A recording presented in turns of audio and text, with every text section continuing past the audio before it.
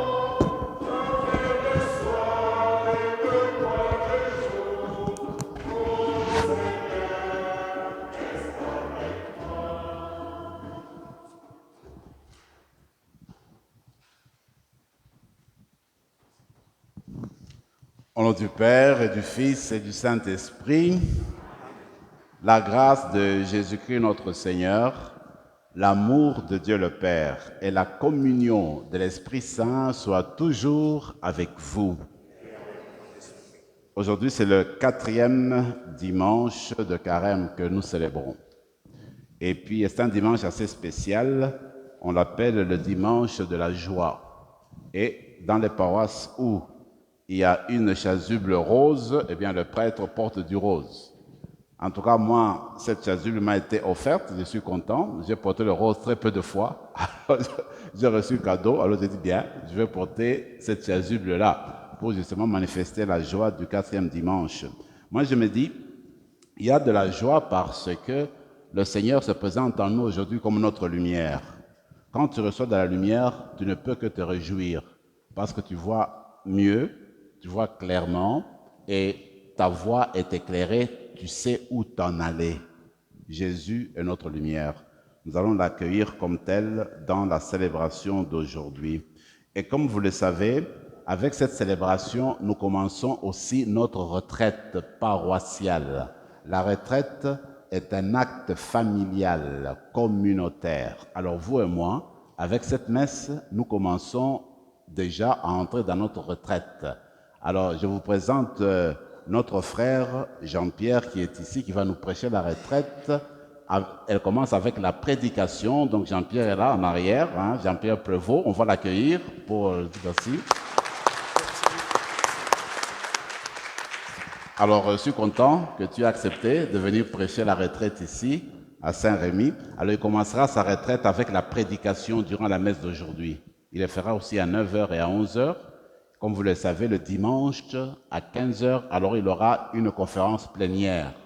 Il fera aussi une autre conférence le lundi à 19h, une autre le mardi à 19h. Tout le monde est invité. Alors, on va se recueillir, se tourner vers le Seigneur et reconnaître que nous avons besoin de sa présence pour progresser dans notre vie.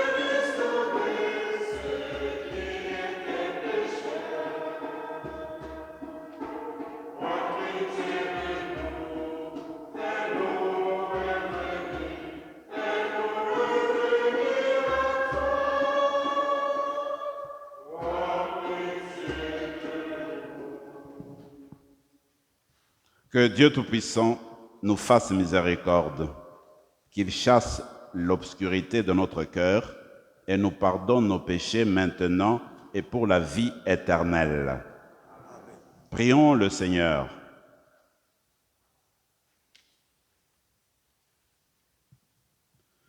Seigneur Dieu, par ton Verbe incarné, tu as merveilleusement réconcilié avec toi le genre humain. Accorde au peuple chrétien de se hâter avec un amour généreux et une foi ardente au-devant des fêtes pascales qui approchent. Par Jésus-Christ, ton Fils, notre Seigneur, qui vit et règne avec toi dans l'unité du Saint-Esprit, Dieu, pour les siècles des siècles.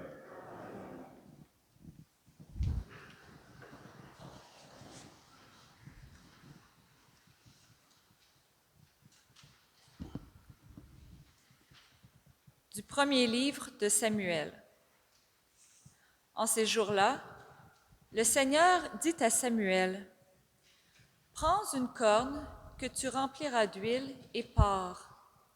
Je t'envoie auprès de Jessé de Bethléem, car j'ai vu parmi ses fils mon roi. » Lorsqu'ils arrivèrent et que Samuel aperçut Éliab, il se dit, « Sûrement c'est lui le Messie, lui qui recevra l'onction du Seigneur. » Mais le Seigneur dit à Samuel, « Ne considère pas son apparence ni sa haute taille, car je l'ai écarté. Dieu ne regarde pas comme les hommes.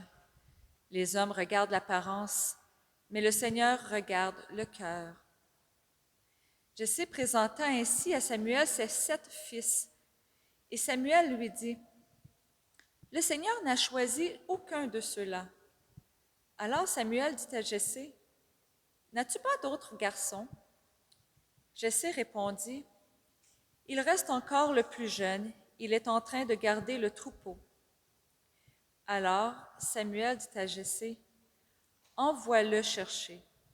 Nous ne nous mettrons pas à table tant qu'il ne sera pas arrivé. » Jessé le fit donc venir.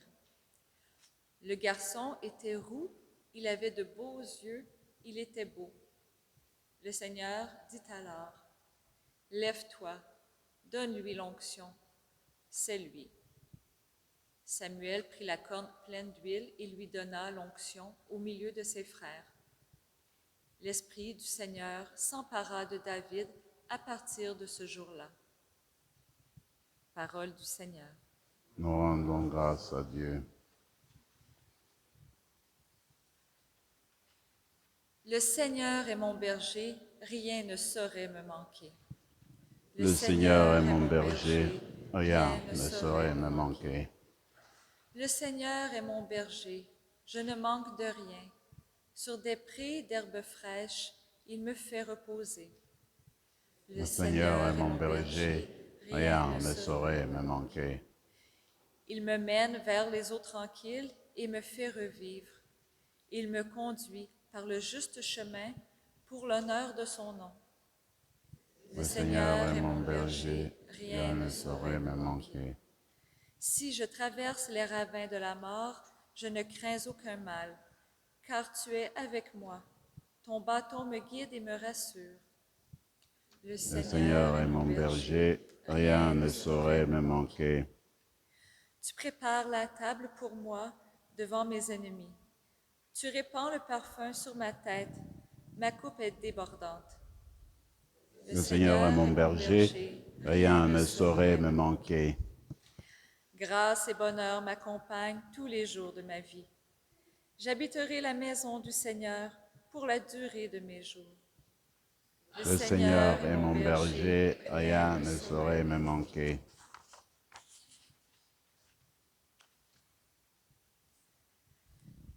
De la lettre de saint Paul apôtre aux Éphésiens. Frères, autrefois vous étiez ténèbres, maintenant dans le Seigneur vous êtes lumière.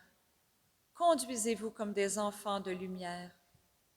Or, la lumière a pour fruit tout ce qui est bonté, justice et vérité. Et sachez reconnaître ce qui est capable de plaire au Seigneur. Ne prenez aucune part aux activités des ténèbres. Elles ne produisent rien de bon. Démasquez-les plutôt.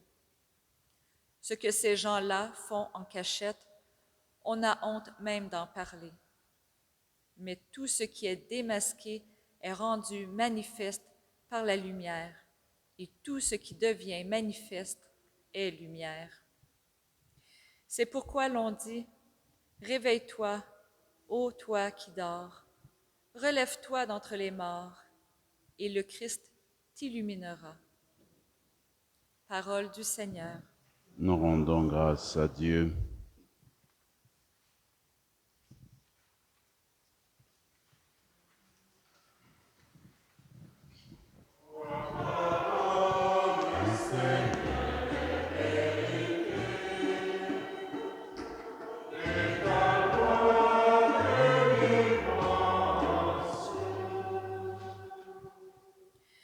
Moi, je suis la lumière du monde, dit le Seigneur. Celui qui me suit aura la lumière de la vie.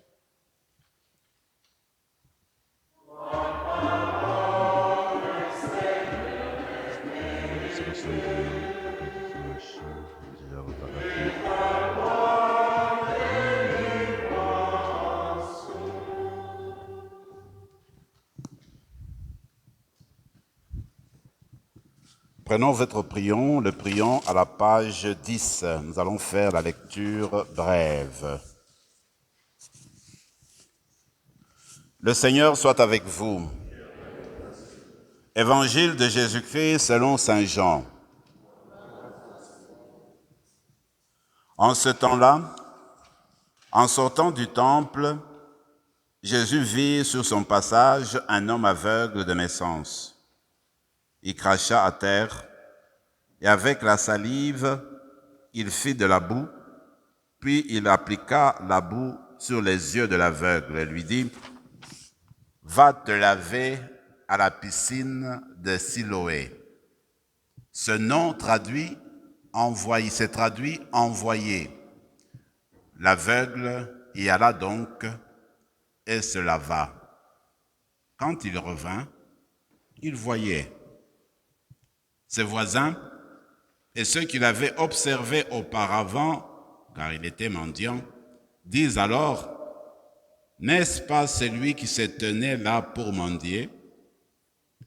Les uns disaient, « C'est lui. » Les autres disaient, « Pas du tout, c'est quelqu'un qui lui ressemble. » Mais lui disait, « C'est bien moi. » On l'amène aux pharisiens, lui, l'ancien aveugle.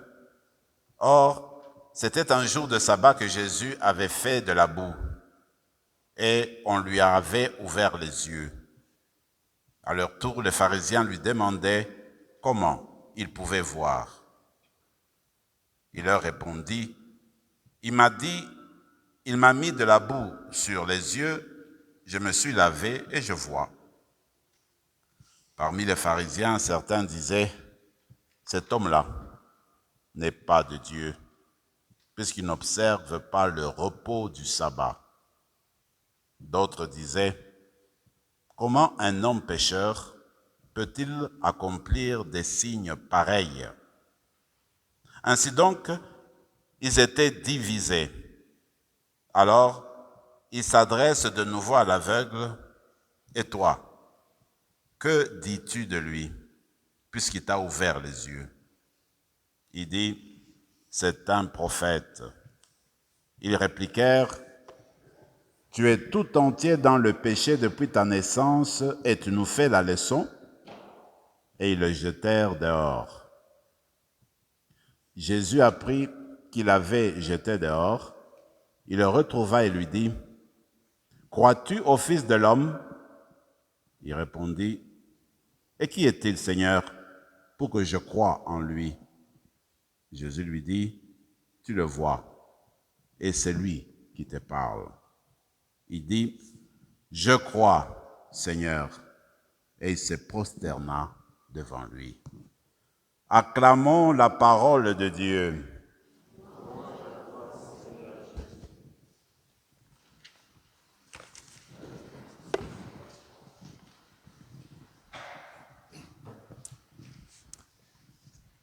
Bonjour à vous tous et toutes. Bonjour. Je suis très heureux de revenir à la paroisse Saint-Rémy. J'ai quand même fait un détour pas mal long avant d'arriver ici, étant donné les projets de construction et le fait que je ne pouvais pas sortir à Pinecrest. Alors, j'ai fait un peu le tour, pas mal de tout.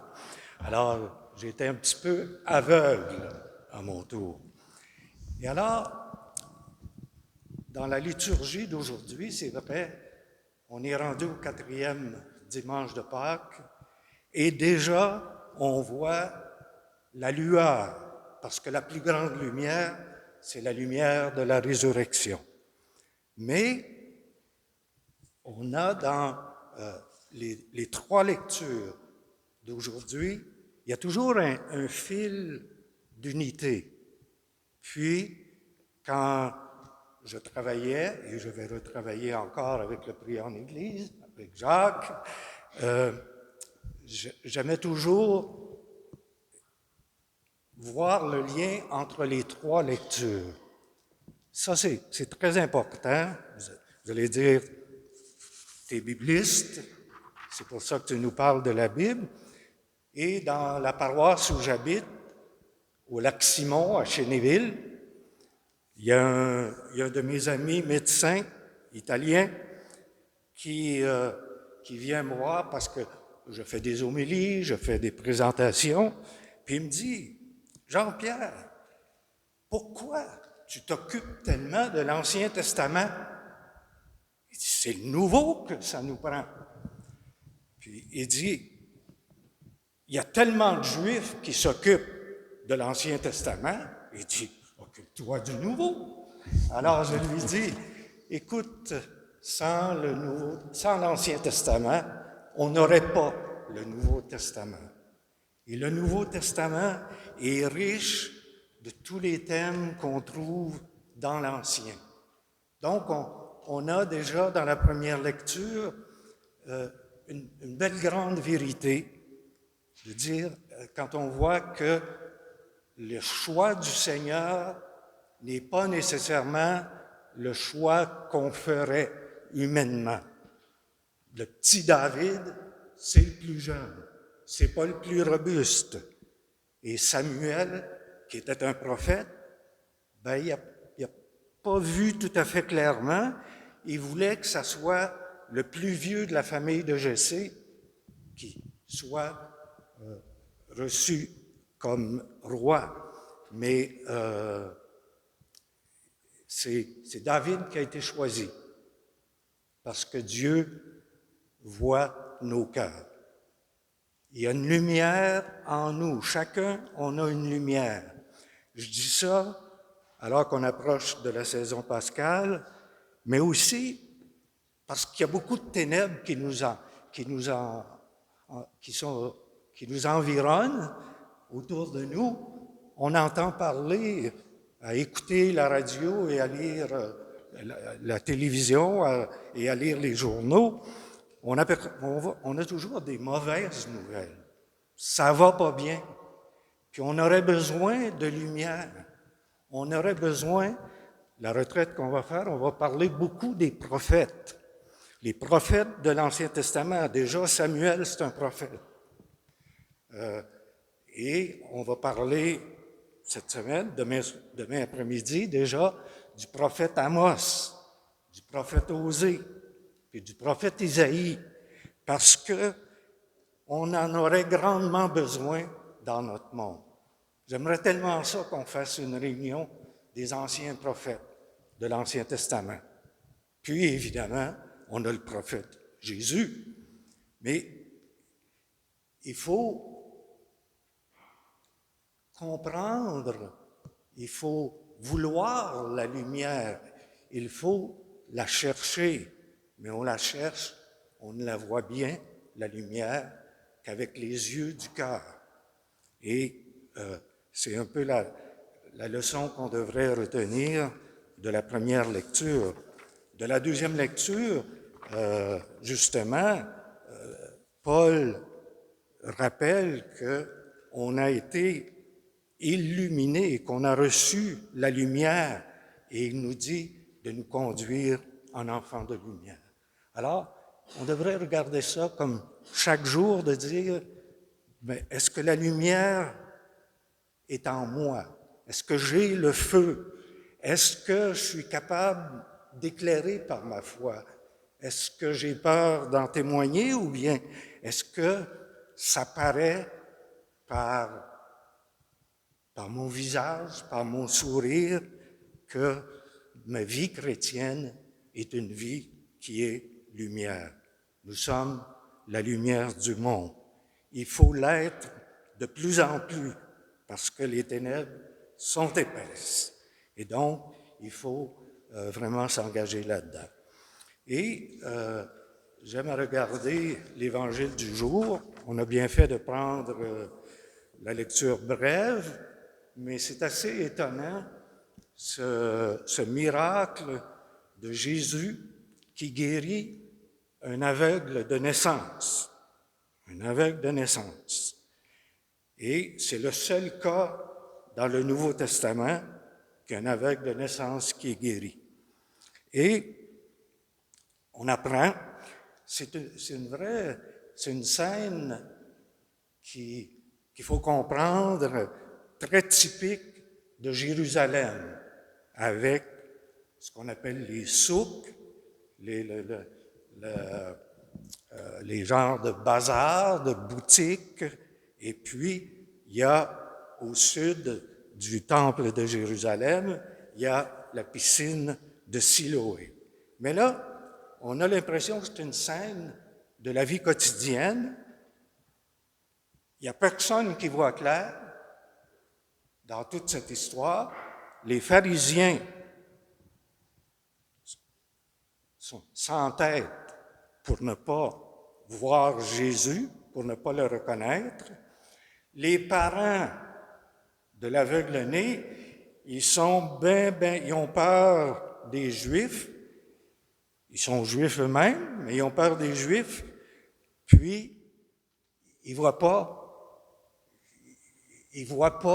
que le Christ a ouvert les yeux. Ils sont pas capables d'admettre. Il y a comme une espèce d'enquête. Plus ça va, plus les pharisiens s'enfoncent. Ils font le procès de Jésus. Pendant ce temps-là, Jésus est à l'écart. Il dit pas un mot. Il a guéri l'aveugle-né. Puis l'aveugle-né,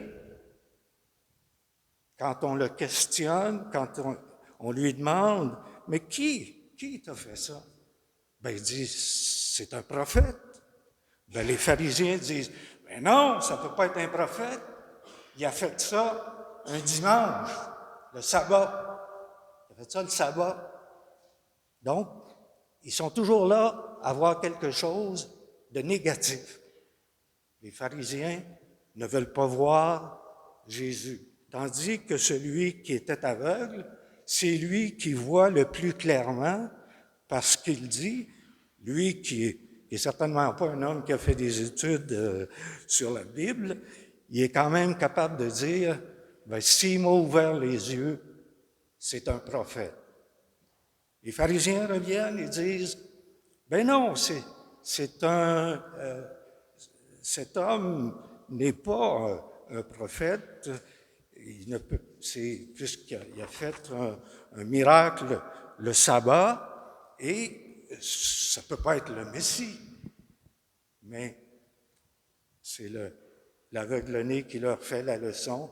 Il dit, moi, je ne comprends pas toutes vos discussions pharisiennes, mais je sais une chose, ça ne peut pas être un pécheur, comme vous le dites. Cet homme-là m'a fait voir, m'a donné la vue. Donc, ça devient un genre de... On peut dire que tous les miracles sont possibles parce qu'on est peut-être aveugle de naissance, on est peut-être aveugle à temps partiel, parce qu'on ne sait pas voir le bien qui se fait autour de nous, mais il faut absolument qu'on ait ce regard de lumière, que la parole soit ce qui nous éclaire. Puis, depuis que j'étudie la Bible, là j'ai 75 ans, j'ai commencé à étudier, j'avais à peine une trentaine d'années, et toute ma vie j'ai étudié la Bible, puis il y a toujours des choses à apprendre. Puis c'est toujours de se dire, c'est une parole qui éclaire. Le matin, on se lève, il fait froid, il y a de la neige, il faut aller pelleter. Bon, c'est une belle journée. Toutes les journées sont belles quand on les regarde comme Dieu veut que nous les regardions. Alors, je pense qu'on ne peut pas manquer le message d'aujourd'hui. On ne doit pas pointer du doigt quelqu'un. « Ah, lui, c'était un aveugle, puis il était mendiant, il ne connaît rien dans la religion. » Ben non. Il va peut-être vous faire la plus belle affirmation de foi.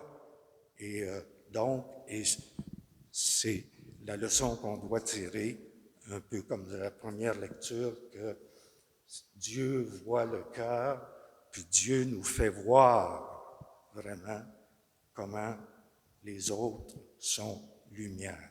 Alors, que nous soyons comme paroisse ici, comme communauté, vraiment lumière du monde, qu'on s'accorde à chaque jour en se levant, chaque jour en se couchant, qu'on dit, je veux être une lumière.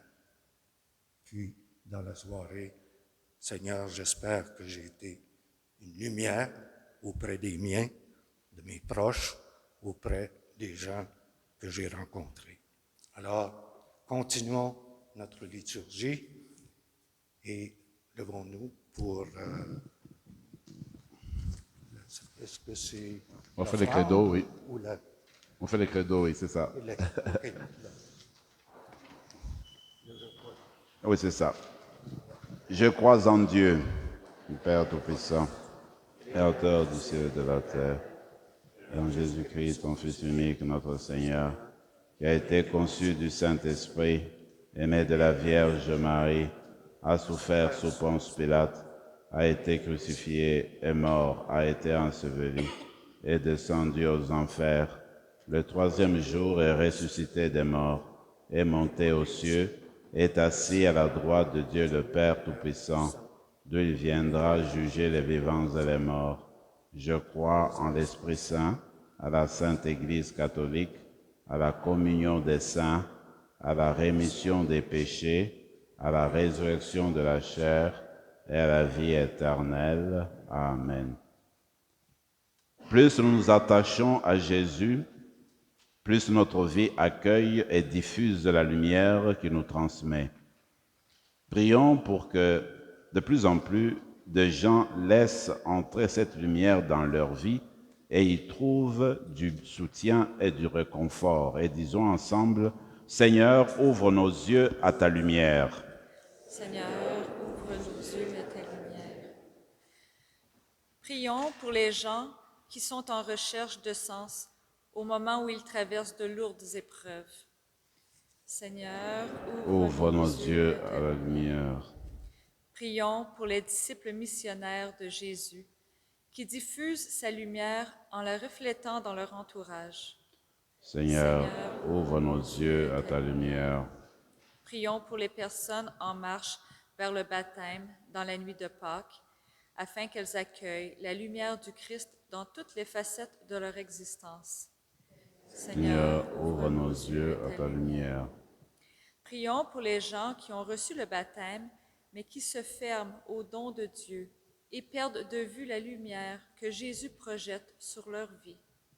Seigneur, ouvre nos yeux à ta lumière. Prions pour nos communautés chrétiennes qui s'efforcent de briller du feu de l'Évangile au cœur de ce monde. Seigneur, ouvre nos yeux à ta lumière. Pour les personnes pour qui nous offrons cette messe, prions le Seigneur. Seigneur, ouvre nos yeux à ta lumière. Pour les intentions que nous portons au plus profond de nous-mêmes, prions le Seigneur. Seigneur, ouvre nos yeux à ta lumière. Seigneur Dieu, toi qui ne regardes pas l'apparence, mais plutôt le cœur, ne nous laisse pas dans l'obscurité. Remplis-nous de reconnaissance pour Jésus, ton Fils, notre lumière, qui vit avec toi pour les siècles des siècles. Amen.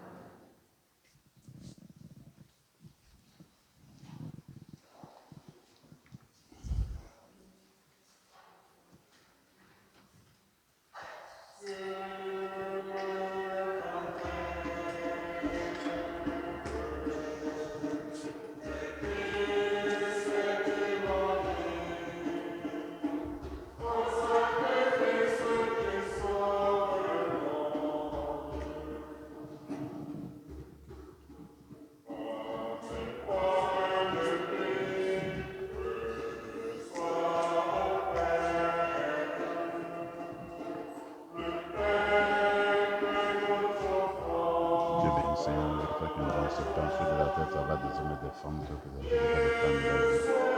Et le sauveur, maintenant et toujours. Nous sommes au sommet le vin pour le sacrement de l'alliance, pour se mettre à la divinité de celui qui a pris notre humanité. Tu es béni, Seigneur de l'univers, toi qui nous donnes ce vin, fruit de la vie, papa et des hommes et des femmes. Nous te le présentons, deviendra le vin du royaume éternel. Béni soit Dieu, maintenant, nous de toi, de ce que le Seigneur accueille, que notre sacrifice en ce jour te garde devant toi. Lave-nous de nos fautes, Seigneur, purifie-nous de nos péchés.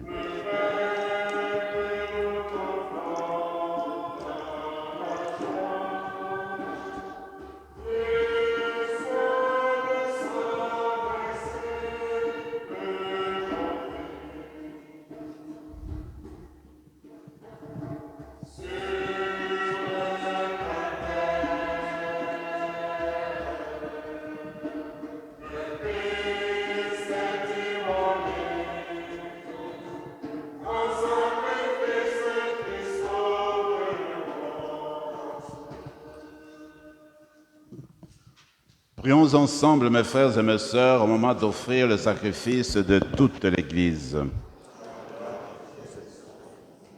Seigneur, nous te présentons dans la joie l'Eucharistie qui assure la guérison éternelle.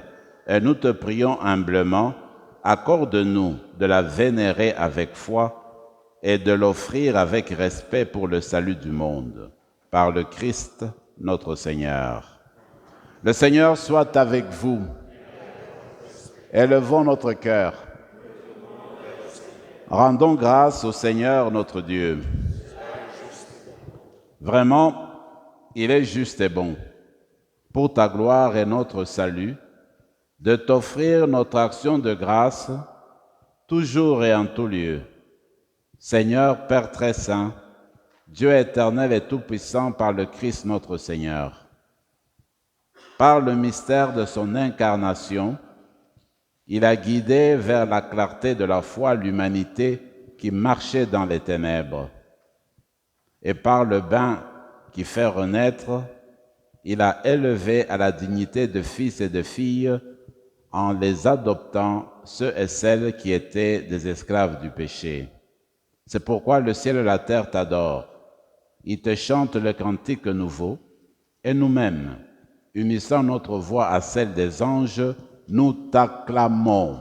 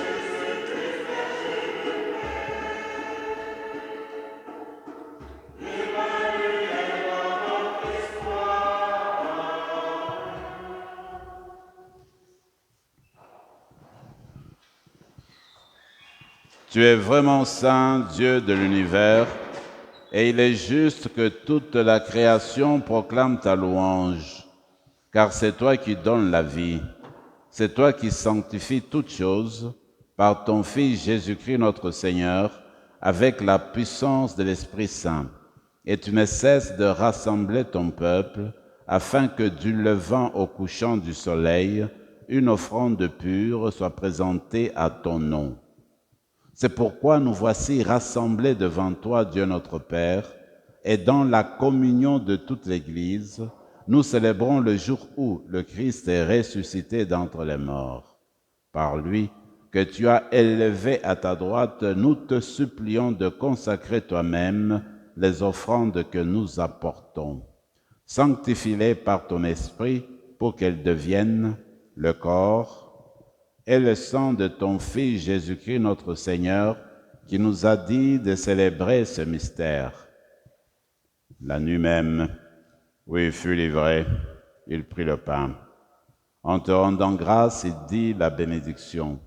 Il rompit le pain et le donna à ses disciples en disant, « Prenez et mangez-en tous, ceci est mon corps livré pour vous. »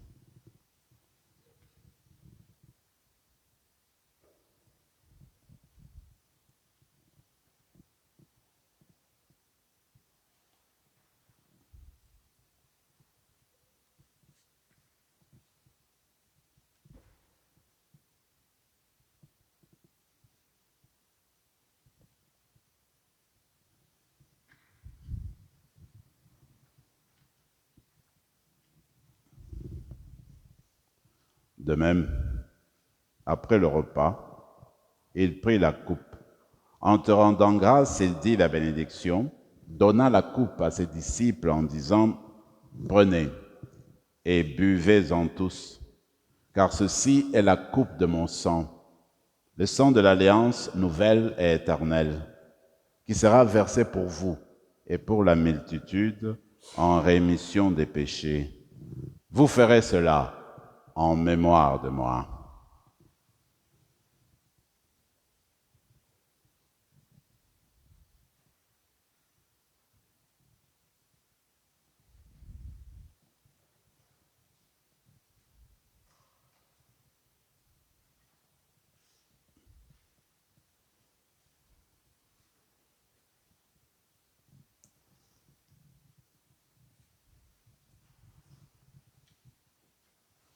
Mystère de la foi.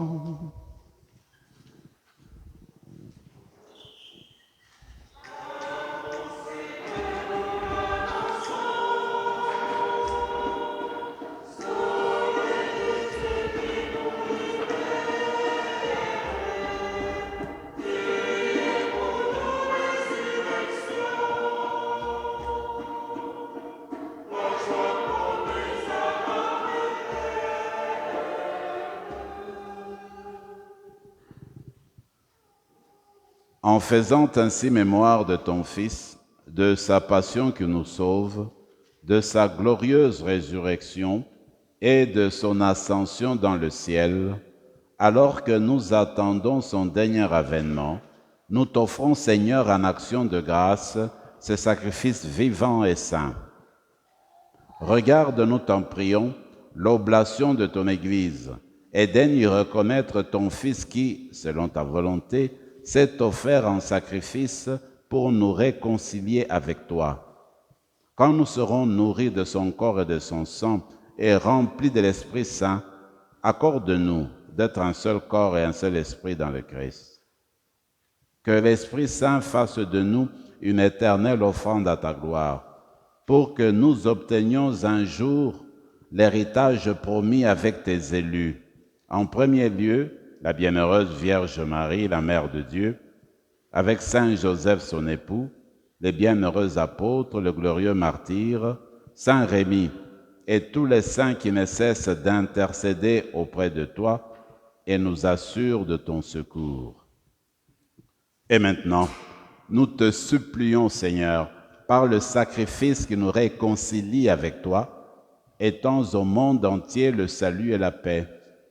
Affermis ton Église en pèlerinage sur la terre dans la foi et la charité, en union avec ton serviteur, notre pape François, notre évêque Marcel, Yvan son auxiliaire, l'ensemble des évêques, les prêtres, les diacres et tout le peuple que tu as racheté. Écoute en ta bonté les prières de ta famille que tu as voulu rassembler devant toi. Dans ta miséricorde, ramène à toi, Père très aimant, tous tes enfants dispersés. Pour nos frères et sœurs de faim, et plus particulièrement pour René le comte, et pour Roméo et Laurette sauvés, et pour tous ceux qui ont quitté ce monde et trouvent grâce devant toi, nous te prions, en ta bienveillance, accueille-les dans ton royaume, où nous espérons être comblés de ta gloire, tous ensemble pour l'éternité, par le Christ notre Seigneur, par qui tu donnes au monde toute grâce et tout bien. Par lui, avec lui et en lui, à toi, Dieu le Père Tout-Puissant, dans l'unité du Saint-Esprit, tout honneur et toute gloire, pour les siècles des siècles.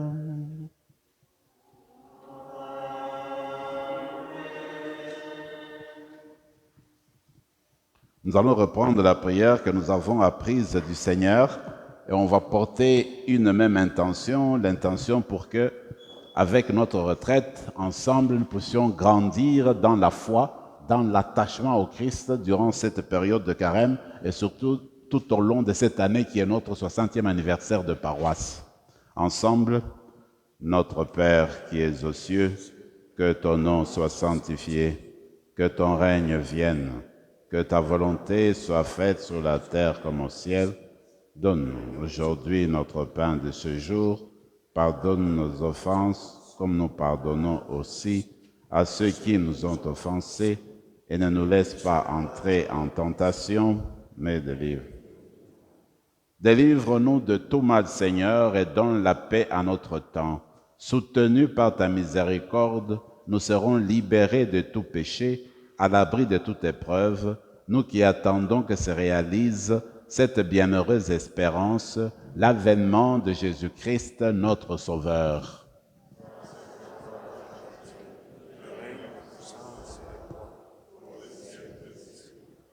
Seigneur Jésus-Christ, tu as dit à tes apôtres, je vous laisse la paix, je vous donne ma paix. Ne regarde pas nos péchés, mais la foi de ton Église, pour que ta volonté s'accomplisse, donne-lui toujours cette paix et conduis-la vers l'unité parfaite, toi qui vis et règnes pour les siècles des siècles. Que la paix du Seigneur soit toujours avec vous. Dans la charité du Christ, donnez-vous la paix.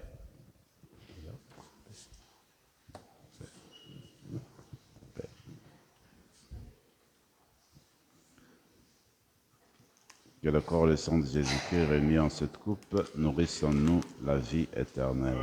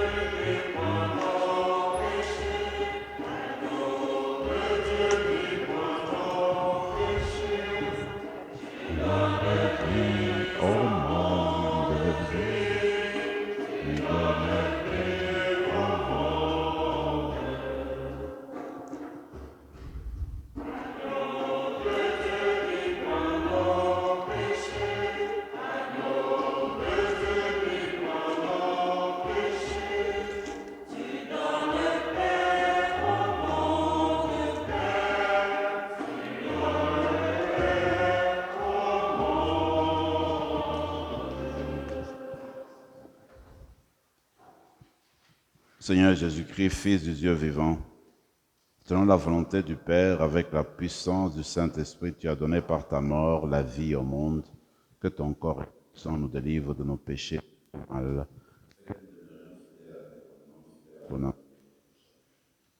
Seigneur, nous soyons séparés de toi.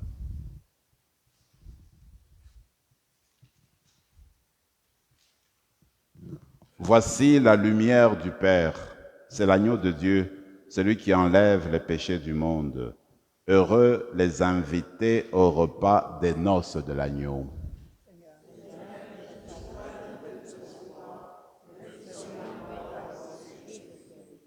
Que le corps et le sang du Christ nous gardent pour la vie éternelle.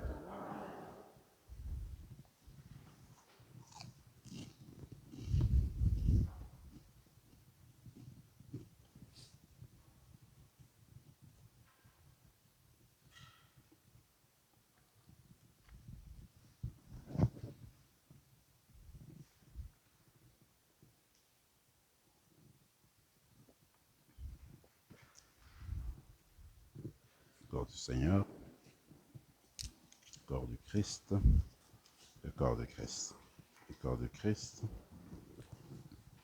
le corps du Christ.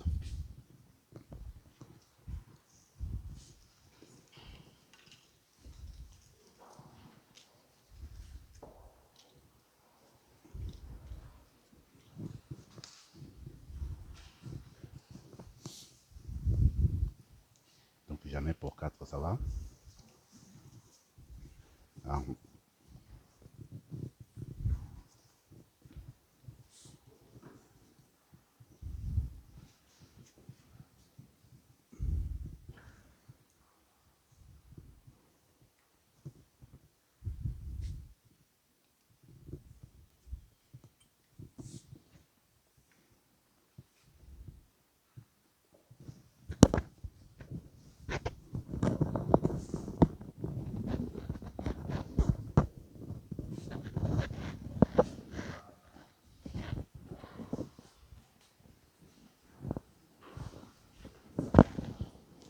Le corps du Christ, le corps du Christ, le corps du Christ, le corps du Christ, le corps du Christ, le corps du Christ, le corps du Christ, le corps du Christ, le corps du Christ, le corps du Christ, le corps du Christ, le corps du Christ, le corps du Christ, le corps du Christ,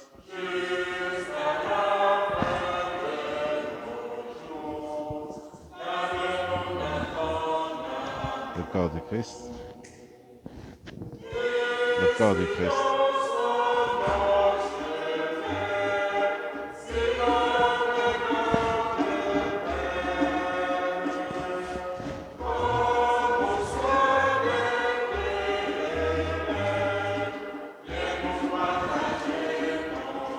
le corps du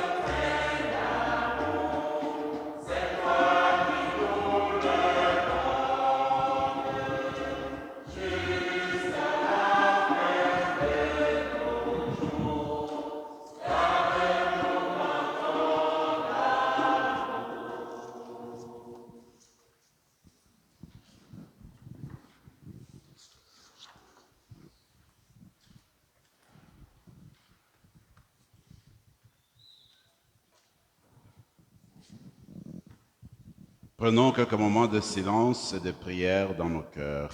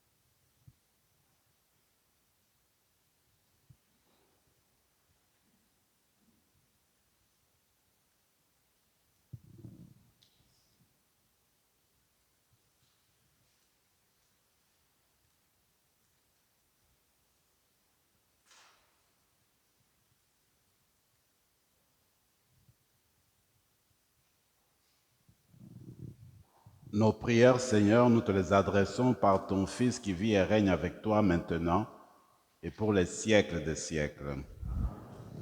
Quelques petites annonces. Vous le savez déjà, donc nous avons inauguré notre retraite paroissiale pour cette année, la retraite de Carême, et cette année est spéciale pour nous parce que c'est l'année jubilaire. Nous fêtons notre 60e anniversaire, alors c'est un moment important. Alors, comme vous avez déjà été à la messe ce soir, alors demain, Jean-Pierre et moi, nous vous attendons à 15 heures, nombreux, justement, pour entendre, recevoir cette lumière du Seigneur et entendre Jean-Pierre, n'est-ce pas, qui va nous présenter la voie qui conduit certainement dans cette lumière-là. Alors, nous vous attendons avec lui demain à 15 heures.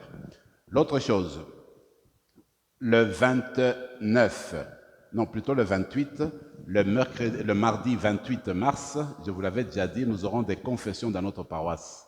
C'est à 19 heures. Alors, vous pouvez mettre ça, n'est-ce pas, dans votre calendrier. Le mardi 28 mars, nous avons des confessions ici chez nous à 7 heures du soir. Alors, tout le monde est bienvenu. Toujours dans le cadre du 60e anniversaire, eh bien, nous aurons plusieurs événements dans notre paroisse, que nous allons organiser dans la paroisse. Et aussi, nous cherchons à voir comment relever les fonds de la paroisse aussi. Alors, je suis heureux de voir que les filles d'Isabelle de notre paroisse organisent un souper spaghetti bénéfice. C'est-à-dire que les personnes qui vont venir et qui vont acheter les billets pour ce souper-là, les recettes, le bénéfice va aller à la paroisse. Ainsi donc, non seulement nous sommes invités à acheter les billets, mais aussi nous encourageons des personnes de l'extérieur, nous les encourageons à venir acheter des billets chez nous pour participer à ce souper-là spaghetti. Alors, les billets ont commencé déjà à être en vente. Alors, ils seront en vente à la fin de cette messe avec Charlotte, qui est une des filles d'Isabelle, en arrière, donc pour les personnes qui veulent acheter les billets. Le souper, c'est pour le 29 avril. Merci pour votre patience. Prions encore le Seigneur.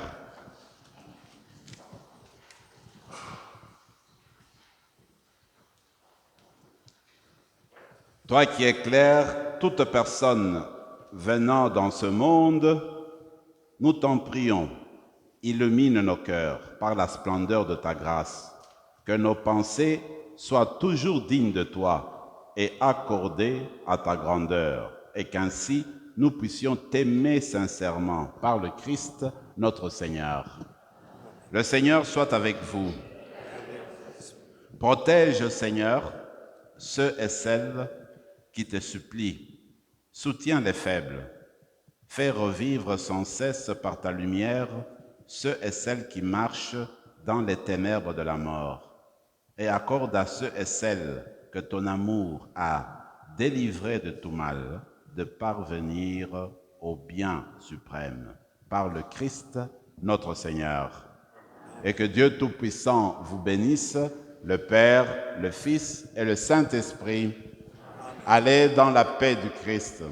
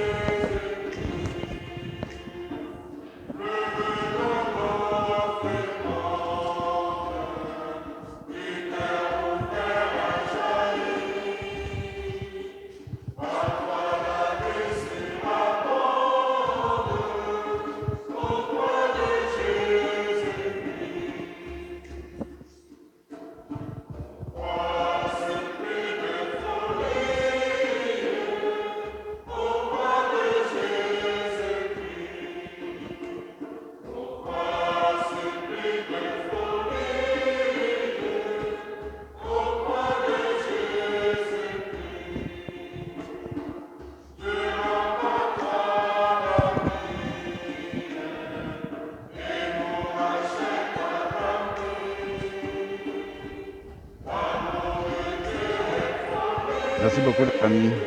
C'est bien.